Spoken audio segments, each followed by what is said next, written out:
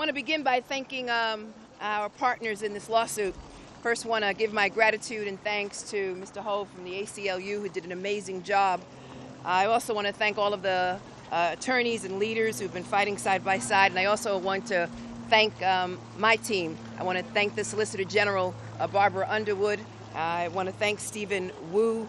I want to thank Judith Bale, Scott Eisman, Matthew Colangio, Alina Goldstein. I want to thank them for their hard work and their commitment this afternoon. And I'm so proud of the arguments that they presented here today. When I took office as the Attorney General of the state of New York, I pledged to uphold the Constitution to the best of my ability. I also pledged not to allow anyone to subvert the Constitution and or to harm New Yorkers. It's a sacred promise that I made to the residents of New York and to all New Yorkers. And when one branch of government overreaches, I promised them that I would fight to bring our democracy back into balance. When those in power commit unlawful acts, we will hold them accountable for their actions. And that is why we stand before you today, before this venerable court. I want to be crystal clear. I believe that this case should be decided on the merits of the arguments and according to the letters of the law. I also strongly believe that the facts and the records support our claims, and I am hopeful that the honorable justices will agree. But at the same time, we cannot afford to recognize that at the heart of this matter, there is more at issue than just surveys and statistics, because the census is more about just an accurate count. It's about how our government is organized and how our power is equally divided. It's also about the equal distribution of funds. Fundamentally, the census is a measure we use to deliver on one of our nation's core tenets, and that is the promise of fairness. And fairness means that assistance reaches those who need it the most. It means that communities have an equal representation in government.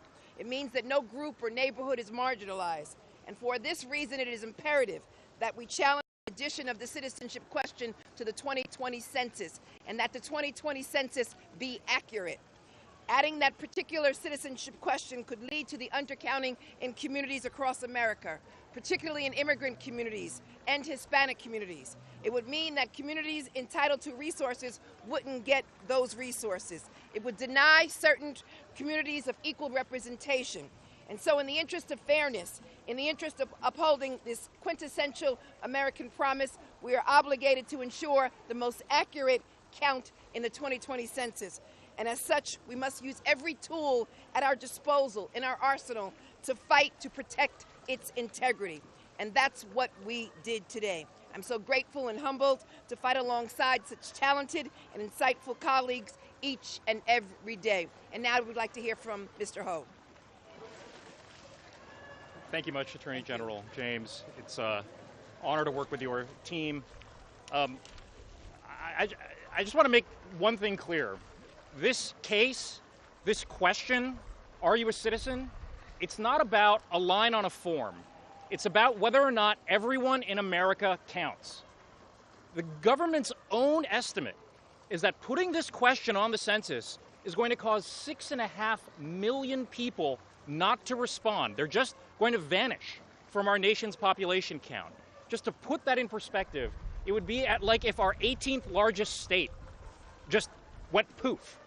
It will so severely damage the accuracy of the census that 6 states are at risk of losing a seat in the House of Representatives: California, Florida, Texas, Arizona, Illinois, and of course New York. It's critically important. It's a pillar of our constitutional structure to get the count right. Today's argument is the first step in that, because no matter what the court decides, it's on all of us to make sure that the census is accurate next year and that every community receives the representation and the resources that it's entitled to. Thank you. Thank you. Any questions? What's the risk? What's the risk of people not signing this form? There is a significant risk. I mean, all of the data suggests, and all of the experts suggest, even from the Department of Justice as well as the Census Bureau, that it will undermine the count and will dramatically impact those states with significant number of immigrants, and particularly New York State. And that is why we are here to defend the census. You misunderstood my question. What's the risk of someone who's in this country illegally signing the census? It's private information. You're required by law to fill out the census form. We must get the census right, and the reality is that the enumeration clause speaks to the issue of a count. It speaks to the count of all individuals. And so it's really critically important that we not do anything to undermine the enumeration clause and do anything to undermine the count. And clearly, by putting a citizenship question on the census forms, all experts indicate and suggest that, in fact, it would undermine that count. It's illegal for this administration to use those forms nefariously. We understand that, but the point is that the reality is that the enumeration clause speaks to the issue of having an accurate count, and it's really critically important that we have an accurate count and that we not do anything to undermine it. And by putting the citizenship question on the census form, all of the evidence, all of the experts and the evidence suggests that it would undermine that count. I'm also here with Julie Menon, who is responsible for the count in New York City. Julie, would you like to say something? Thank you so much. I first of all want to thank the Attorney General's office. I want to thank the ACLU and all the plaintiffs. The City of New York was also a plaintiff in this case. And it is so important what happened today. We have to make sure that the citizenship question is off of the census. In New York City, we are a city of 3.2 million immigrants. We have so much at stake. We're fighting for our share of over $800 billion of federal funds that are allocated to cities and states across the country for public education, for public housing. The risk of an undercount to cities that have large immigrant populations is so dire, and that is why we're standing here today. Thank you. We're also joined by Congresswoman Carolyn Maloney.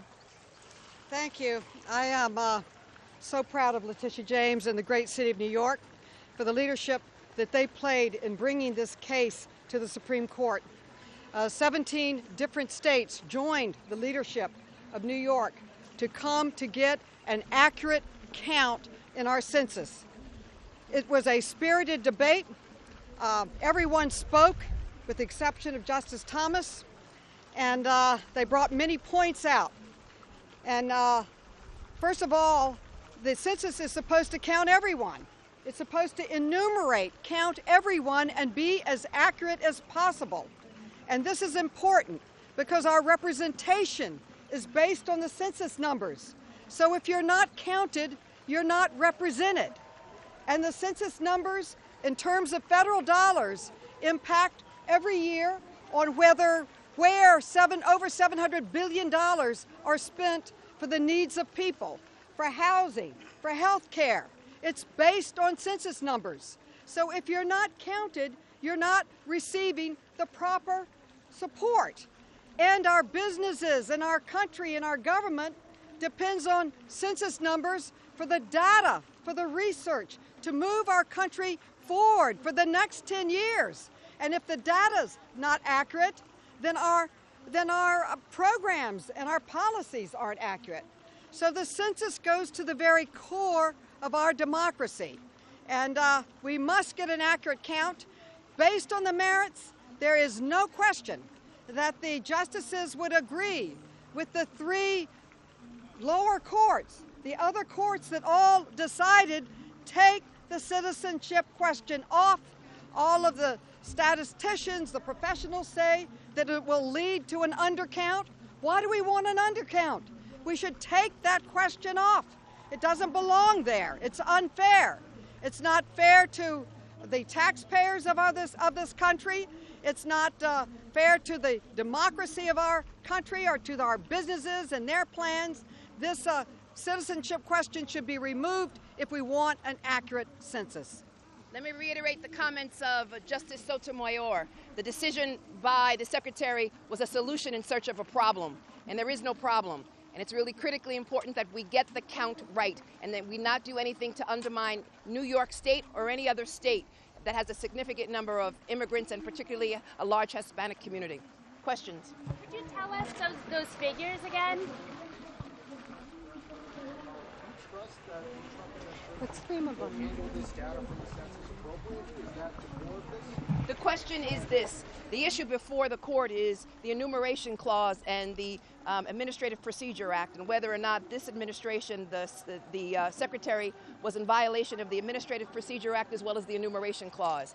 And clearly, based on his arbitrary and capricious decision to put this question on the census form, he acted arbitrarily, because all of the data, all of the evidence, all of the reports, even his own staff indicated that this citizenship question would undermine the count. And we are concerned, obviously, about undermining that count. And two, there was no basis for adding this question. And when DOJ, Department of Justice, wanted to meet with him to discuss the impact that it would have on the Voting Rights Act, he refused to meet with them. And so as a result of that, we believe, we argued today very vociferously that any citizenship question would clearly undermine the state of New York and other states that have a significant number of immigrants, and particularly Hispanic communities.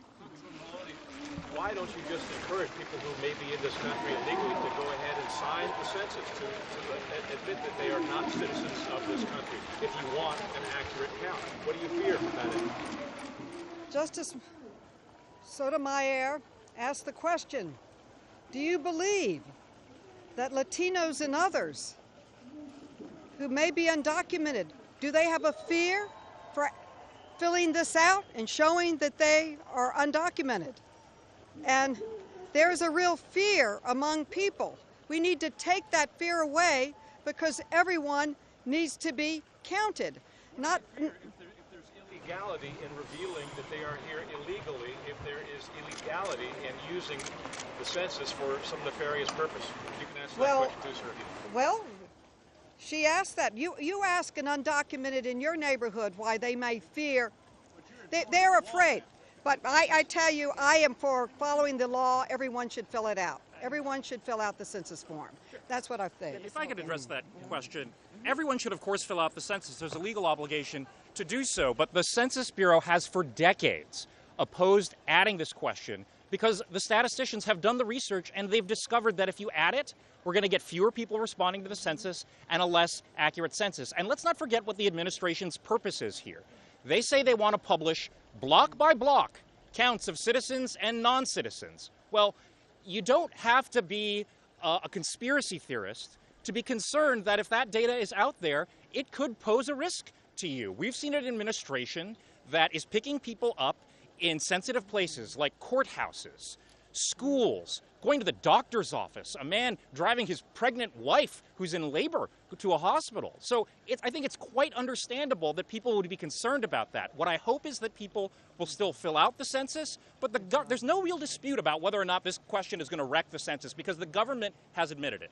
Now, I have questions. Two more questions. I think Hispanics are too. Excuse me. Right there. This is going to have on businesses, and not just big businesses, but specifically on smaller businesses. Congresswoman Maloney, what impact will this change present from an economic standpoint to smaller businesses? There was an excellent op-ed in the New York Times yesterday from the head of Nielsen, the head of the company. I believe his name was Mr. Kinney. And he talked about how all businesses rely on this data in their projections for their businesses. It's absolutely critical for them. And so they will be less effective in planning for the future, as will our city services be less effective. But I want to point out, not only did 3 judges come out and say this should be removed, but 5 former census directors, both Republican and Democrat, sent a letter saying this should stop, we should end this. And yesterday there were many Pinocchios given on this issue. There's a great article in yesterday's Washington Post, 4 Pinocchios to Mr. Ross. At the bottom line is that states all across this country will lose resources, federal resources, as a result of an undercount. In addition to that, we will lose representation here in Washington, D.C., and that will have a dramatic impact on small businesses and our economy all across this nation. It is for that reason why so many scientists and statisticians and experts, both in DOJ and Department of Homeland Services, as well as the Census Bureau, disagreed with the Secretary. And it's also important to understand that the Secretary was predetermined. Again, he came forward with a a solution to a problem that did not exist. Thank you all for coming. Oh, sorry.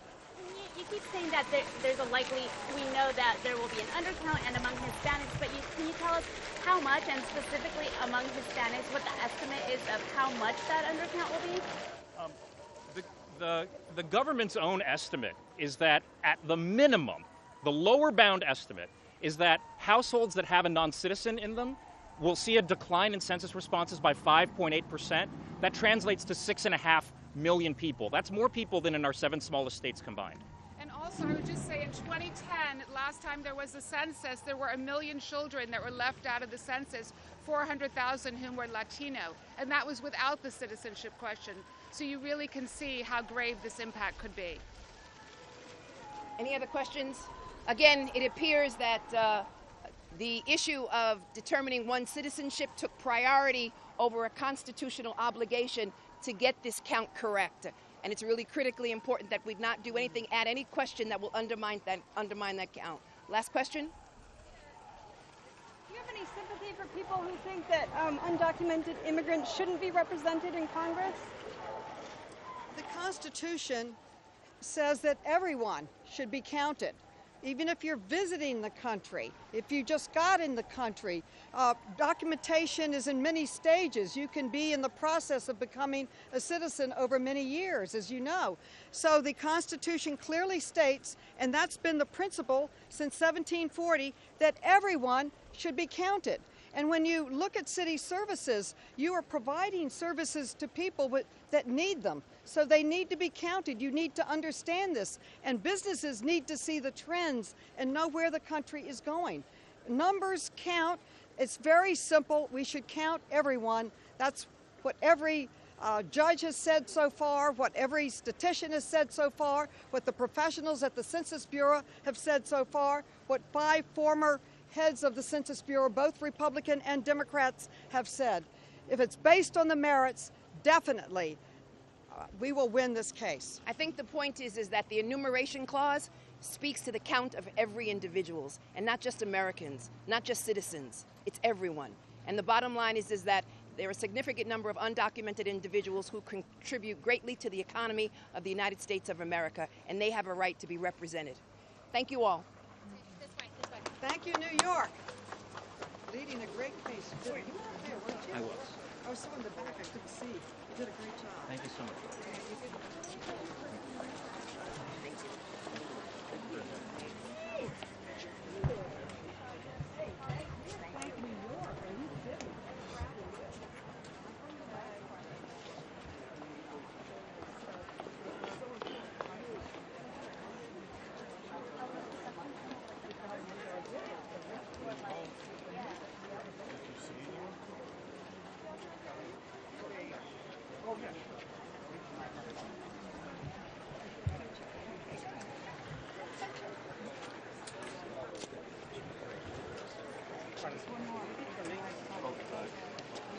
No, go get your photo first. Yeah, I need Dale for a few minutes. Thank you. Hi, I'm Dale Ho. D-A-L-E? Yes, last name Ho. Dale. Yeah. Director. We are now on internal test. Thank you. Thanks. What do you guys need? I'm working on that right now. No. Kind of looks like I'm about to go. I'm about to go to office.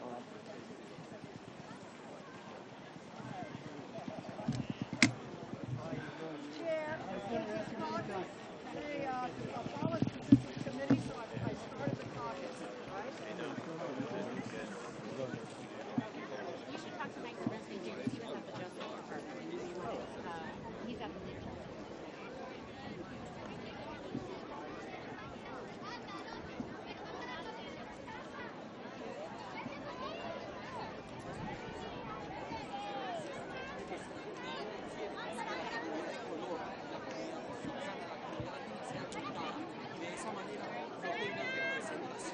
tanto en el Congreso como los recursos financieros necesarios para la educación, para la salud y para la vivienda.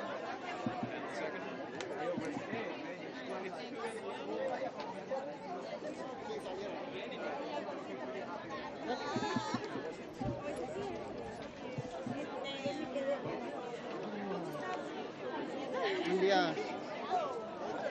Qué sol, ¿verdad? Ya Qué sol. comenzamos a nearby.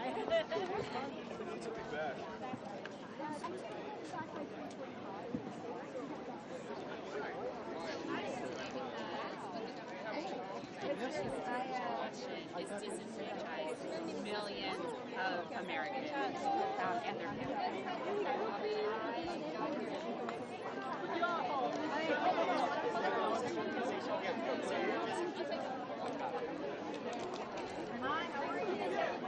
Okay, can I help you?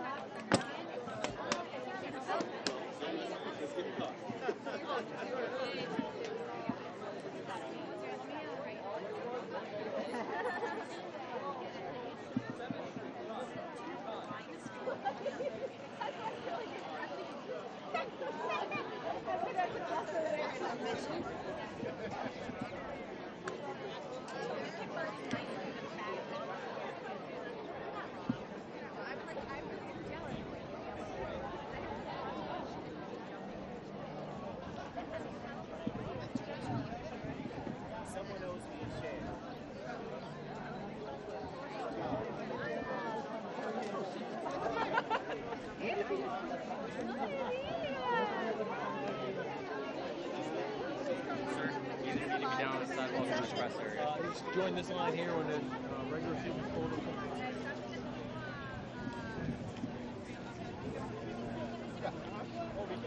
Yep. Let's see the police officer.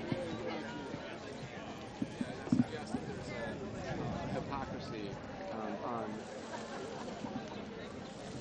Like parents, basically, are like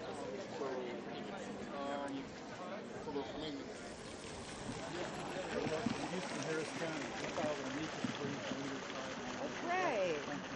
Thank you for filing an amicus brief, and let's hope for the best. Were you in there? What was your impression?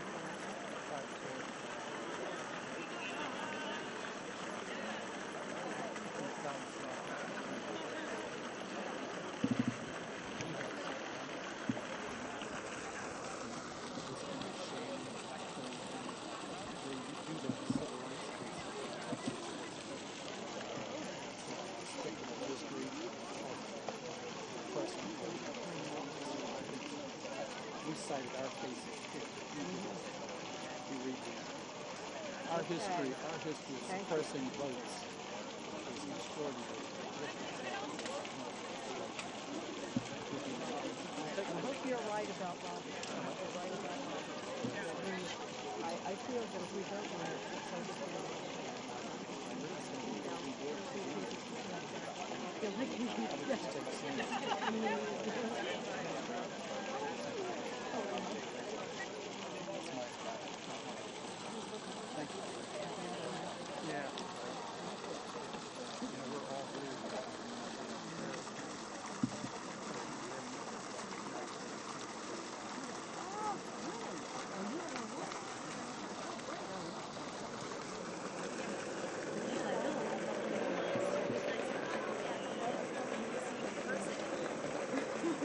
Making all the flyers and putting it out.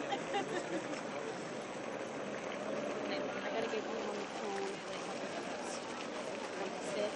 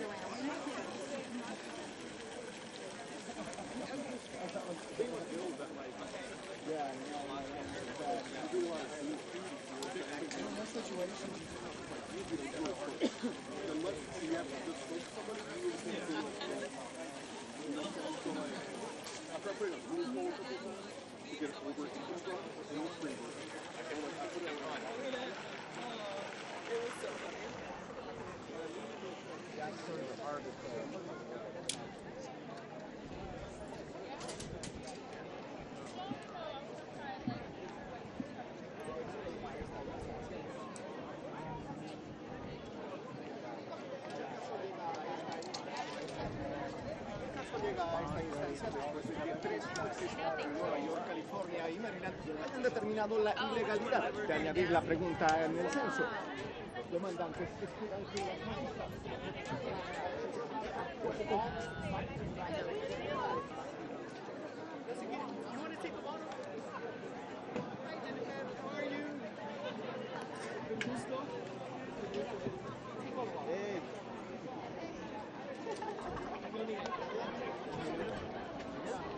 Creo que ya se fue en el autobús.